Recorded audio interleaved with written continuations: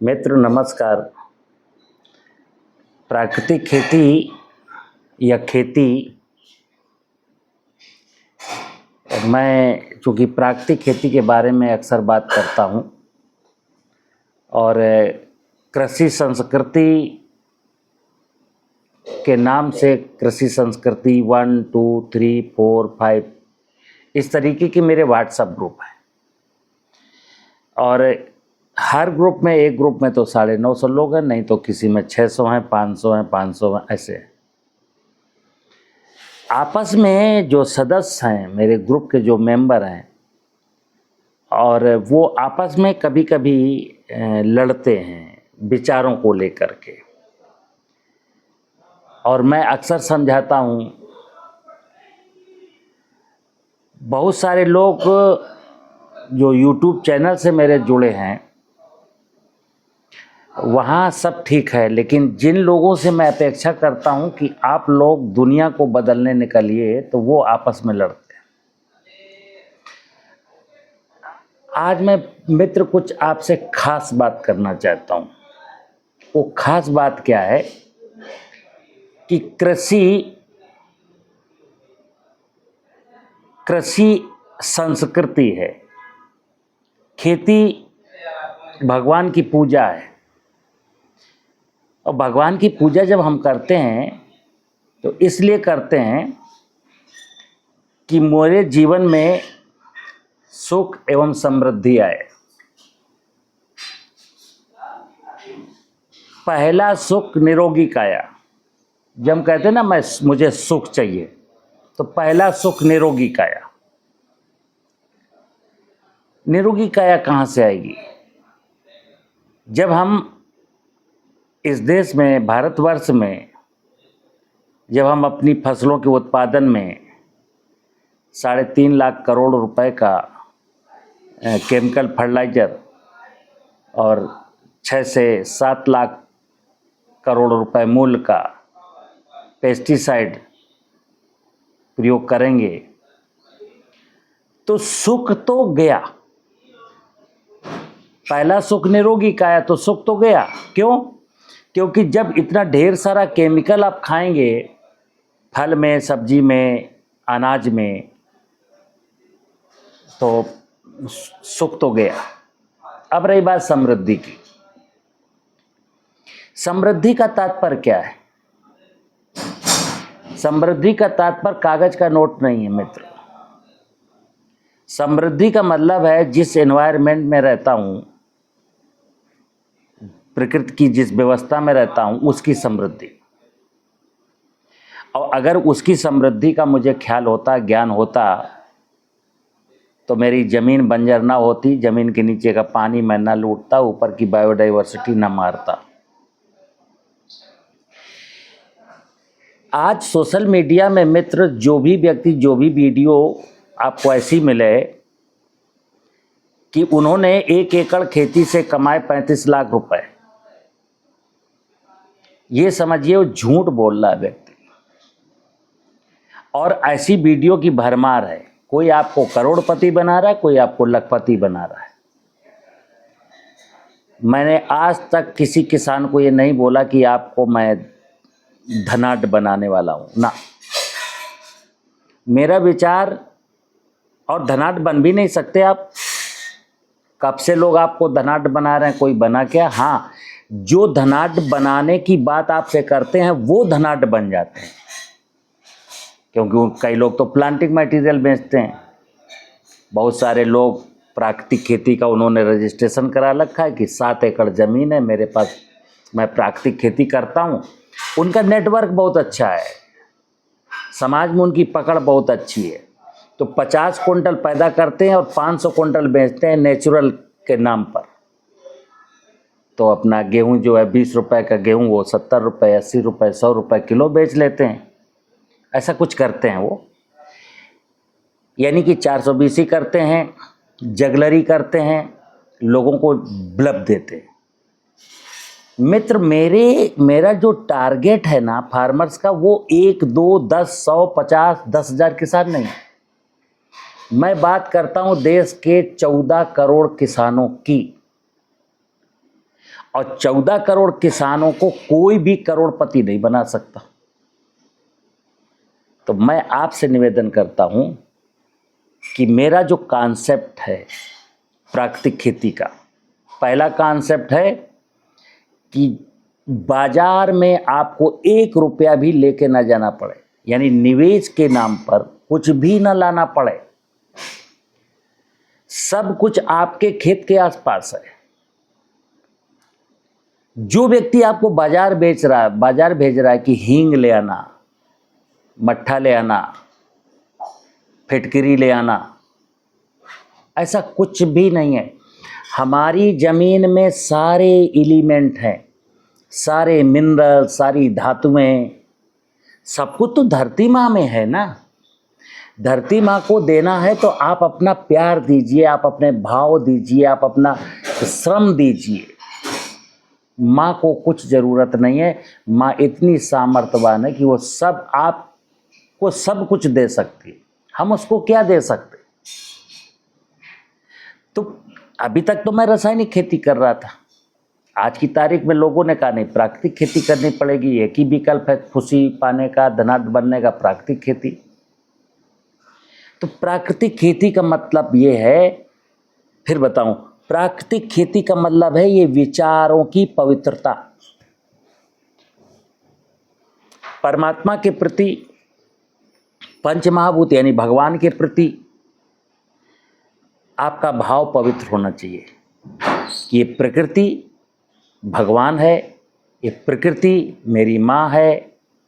और आपको पता है कि 84 लाख योनियों की रचना के बाद आप सबसे बाद में यहाँ आए, और बाद में आने के बाद आप यहाँ के पहले जो पुश्तैनी लोग थे, 84 लाख योनियों के जीव जंतु, आप उनको घर से बाहर निकालने लगे, आप उनको मारने लगे। तो मैं क्या कहता हूँ, प्राकृतिक खेती एक वो विचार है जिसमें मुझे आज ये तय करना है कि मुझे इस नेचर में पाई जाने वाली किसी भी जीव इकाई को, किसी भी वनस्पति की, किसी भी जीव को मुझे मारने का मन में विचार ही नहीं लाना। क्योंकि आप कौन होते हैं मारने वाले? और अगर मुझको कोई चीज़ ऐसा लगता है कि ये चीज़ मुझको नुकसान दे रही है तो ये आपका भ्रम है। इस यूनिवर्स में आपका कोई शत्रु नहीं है, लेकिन हाँ, आप सबके शत्रु बन चुके हो। परमात्मा को या भगवान को ये बात पसंद नहीं है कि जो व्यक्ति परमात्मा की, भगवान की बनाई गई व्यवस्था को खराब करता है और उसके बाद पूजा भी करता है। मैं धरती को लूटता हूँ, धरती के नीचे के पानी को लूटता हूँ, पेड़ों को काटता हूँ, इल्ली को मारता हूँ, माहू को मारता हूँ, नीलगाय को मारता हूँ, और उसके बाद मंदिर में ले जा करके दूध चढ़ाता हूँ, शिवलिंग को घंटी बजाता हूँ, 5 वक्त की नमाज अदा करता हूँ, कुरान पढ़ता हूँ, रामायण पढ़ता हूँ। क्या मतलब है इन चीज़ों का? हम भगवान को या परमात्मा को इतना बेवकूफ़ समझते हैं क्या? मेरा नाटक वो नहीं समझ पा रहा क्या? सब जानता है मित्र। प्राकृतिक खेती एक विचार है। विचार का मतलब है कि परमात्मा ने मुझको जो निर्देश दिया उस निर्देश का पालन करना, अपना स्वार्थ छोड़ देना ही प्राकृतिक खेती। निजी लालच में नहीं फंसना।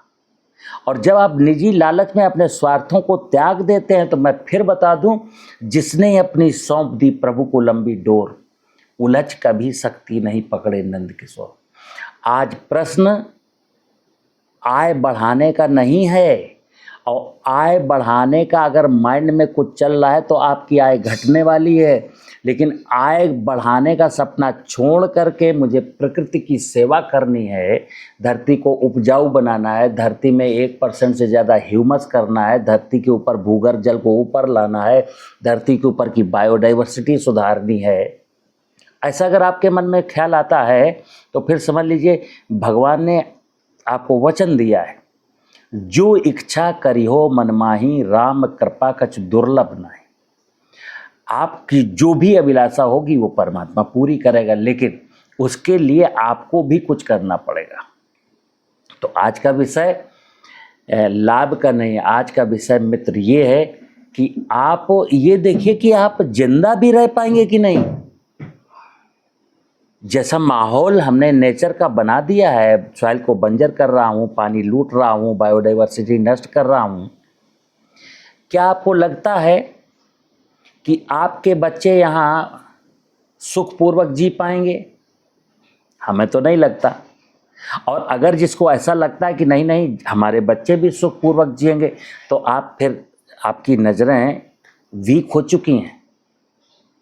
अगर ऐसा ही चलता रहा तो ड्रिंकिंग वाटर की प्रॉब्लम है, फूड मटेरियल की प्रॉब्लम है, शुद्ध एयर की प्रॉब्लम है, भाईचारे की समस्या है।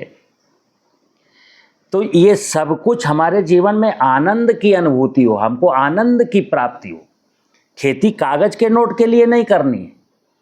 और आप वेदों का अध्ययन करिए, सनातन संस्कृति को में जाइए, तो मनुष्य को धन नहीं कमाना, धन तो आपको ये नेचर दे ही देगा। समृद्धि आपको प्रकृति देगी। प्रकृति कब देगी? जब प्रकृति समृद्धशाली होगी तब आपके जीवन में समृद्धि आएगी।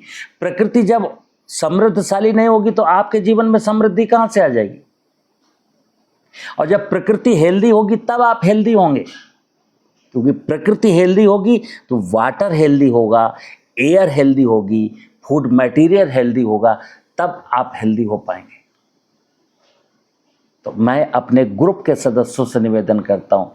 आज एक ग्रुप में मुझको क्या करते हैं लोग कि जैसे मैं तो यही बात बोलता हूँ कि भाई आप ज़मीन को सुधारिए, बायोडाइवर्सिटी को ठीक कीजिए, मेड़ बनाइए, मेड़ पर पेड़ लगाइए। जिस दिन हमारी प्रकृति, जो आपके खेत की प्रकृति है, वो समृद्धशाली होगी, 2-4 साल 6 साल लगेगा, आप खुशहाल हो जाएंगे। अभी क्या लोग प्राकृतिक खेती स्टार्ट नहीं किए, और हमको आए दिन व्हाट्सएप ग्रुप पर प्रतिदिन 10, 15, 20, 25 सदस्य, कोई अपने टमाटर के पौधे का फोटो भेज देगा, कोई कपास के पौधों का फोटो भेज दीजिए, सचान साहब ये कीड़ा लगा है, मेरी भिंडी में ये रोग लगा है, मेरे मिर्च में ये बीमारी लगी है, मेरी मूंगफली में वाइट ग्रब लगा है, इसका क्या इलाज है? तो मैं क्या इलाज बता दूँ? बाजार में इलाज बताने वाले हैं। क्या इलाज बताने वाले हैं? आप ये पेस्टिसाइड डाल दीजिए, ये वीडिसाइड डाल दीजिए, ये इंसेक्टिसाइड डाल दीजिए, फिर केमिकल फार्मिंग में चले गए। और ये आप चक्रव्यूह में निरंतर फंसते चले जा रहे हैं। तो चक्रव्यूह से बाहर निकलना है तो प्राकृतिक खेती के कॉन्सेप्ट को समझिए। प्रकृति को समृद्ध बनाना ही प्राकृतिक खेती है। मित्र, जीवन अनमोल है और परमात्मा ने मनुष्य योनि की रचना इसलिए की है कि ये इस धरती पर अगर कोई परमात्मा का स्वरूप है तो मनुष्य ही है। मनुष्य इस धरती पर माली के रूप में आया है। मनुष्य ज्ञानावतार है, लेकिन अज्ञान मेरे अंदर इतना भर गया है, लोगों ने भरा है, भौतिकवादी युग ने भरा है, भौतिकवाद ने भरा है, साइंस ने भरा है, टेक्नोलॉजी ने भरा है। और है क्या कि पढ़ी लिखी आबादी इस देश में, दुनिया का ये स्वभाव है। जो लोग पढ़ते जा रहे हैं ना, वो धनाढ्य बनने के लिए आपको बेवकूफ़ बना रहे हैं और हम बेवकूफ़ बन जाते हैं। मित्र, व्यापारी एक 365 दिन में करीब करीब ये मानिए 325 दिन दुकान खोलता है। एक नौकरी करने वाला व्यक्ति साल में 250 दिन नौकरी करता है, तब उसको इतने पैसे मिलते हैं। हमने क्या किया? मोनोकल्चर कर दिया। कपास ही बोएंगे, केवल धान ही बोएंगे, केवल गन्ना ही बोएंगे, बकरी नहीं पालेंगे, गाय नहीं पालेंगे, भैंस नहीं पालेंगे, बाग नहीं लगाएंगे। खेती का मतलब ये है, खेती का मतलब है कि आपकी क्लाइमेट कैसी, आपकी सॉइल कैसी, आपके पास पानी कितना, उसके अनुसार आप फसल का चयन करिए। और फसलों, विभिन्न प्रकार की फसलें बोइए, साथ में पशु पालिए और साथ में वृक्षारोपण का काम करिए। प्रकृति तभी समृद्ध होगी। जीवन है ही जीव और वन। वनों के बिना और जीवों के बिना जीवन नहीं है मित्र। और वन और जीवों से मोहब्बत करना ही प्राकृतिक खेती है। अभी क्या सिखा रहा है? जंगल, पेड़ छाया मारता है तो पेड़ को काट दिया। पशु को कौन चारा सानी करे, पशु को छोड़ दिया। और कौन 4 प्रकार की फसलों का मैनेजमेंट करे, तो केवल धान ही लगाएंगे, केवल गन्ने ही लगाएंगे, केवल गेहूं ही बोएंगे। इसलिए देश के किसान को प्रॉब्लम है। तो मुझे उम्मीद है मैं खास करके ये वीडियो मैं अपने ग्रुप के सदस्यों के लिए बना रहा हूँ कि मेरे ग्रुप के किसी भी सदस्य को मेरी बात पर डाउट होता है डायरेक्ट फ़ोन करके मुझसे बात करें। लेकिन एक किसान ने एक सदस्य ने हमारे कॉन्सेप्ट के बाहर जा कर के कोई बात की तो फिर बहुत सारे लोग बोलने लगते हैं सचान साहब से पूछिए, सचान साहब जो कहते हैं वही सही है। मैं कहता हूँ मैं सही नहीं हूँ। मेरा कॉन्सेप्ट समझिए, अपनी क्लाइमेट अपनी परिस्थितियों के आधार पर अपने कॉमन सेंस का इस्तेमाल करिए, क्योंकि मैं यहाँ झांसी में बैठा हूँ, कोई गुजरात में है, किसी की मिट्टी काली है, किसी की मिट्टी हल्की है, किसी की मिट्टी बलुई है, किसी के यहाँ पेड़ है, किसी के यहाँ पेड़ नहीं है, किसी के यहाँ पानी है, किसी के यहाँ पानी नहीं है। अलग अलग प्रकार की ज़मीन, अलग अलग प्रकार की बायोडाइवर्सिटी, अलग अलग प्रकार की क्लाइमेट के अनुसार आपको कुछ तय करना। मेरा तो कॉन्सेप्ट है कि धरती को फर्टाइल बनाना है, बायोडाइवर्सिटी को ठीक करना है, पानी नहीं लूटना है, किसी इंसेक्ट को नहीं मारना। मेरा इतना सा कॉन्सेप्ट है, क्योंकि मैं मार नहीं सकता। ठीक है ना। तो आपस में कभी भी स्ट्रगल मत करिए। और मैं जो ग्रुप बनाया हूँ, मेरा ऑब्जेक्ट केवल इतना है कि हमारे देश के 14 करोड़ किसानों की खुशहाली के लिए और प्रकृति को समृद्धशाली बनाने के लिए मैं ये काम कर रहा हूँ। और आपने देखा होगा, मैं कभी भी कोई चीज़ बेचने की खरीदने की बात ही नहीं करता हूँ। मेरे पास कितने लोग आते हैं, ऐसा 2-4 सप्ताह में एक आध दिन बचता है कि जब मेरे यहाँ लोग ना आए, नहीं तो अक्सर लोग आते हैं। मैं उनको स्टेशन से ले भी आता हूँ और उनको छोड़ भी आता हूँ और उनको जीवामृत देता हूँ, फ्री ऑफ कॉस्ट देता हूँ, इस उम्मीद के साथ कि आप जाएंगे अपने क्षेत्र में, मेरा विचार समझ करके आप अपने क्षेत्र के लोगों की सेवा करेंगे। इस दुनिया में लुटेरे बहुत हैं जो लूटने को तैयार हैं, उनको एक मौके की तलाश है। और मैं ये चाहता हूँ कि किसान लूटना बंद करे, मतलब किसान को कोई ना लूट पाए, ये किसान को समझना है। और अगर आपने तय कर रखा है मुझे लूटना है तो आप लूटते रहिए। मैं एक ही चीज़ कहता हूँ मित्र, कि अगर अपनी जय जयकार करनी है, अपने बच्चों के उज्जवल भविष्य को देखना है, तो आपको एक बार बोलना ही पड़ेगा धरती माता की जय। धरती माता की जय का मतलब होता है तेरा वैभव अमर रहे माँ, हम दिन चार रहे न रहे। हे माँ, हे प्रकृति रूपी माँ, आप जिंदाबाद। अगर माँ जिंदाबाद, प्रकृति जिंदाबाद, तो मैं जिंदाबाद, मेरे आने वाली पीढ़ियाँ जिंदाबाद। और अगर आज जिस नज़रिए से मैं लाभ के लालच में चल रहा हूँ ना, मैकेनाइज्ड और केमिकल फार्मिंग की ओर, तो प्रकृति मुर्दाबाद, तो आप मुर्दाबाद और आपकी आने वाली पीढ़ियाँ मुर्दाबाद। नमस्कार।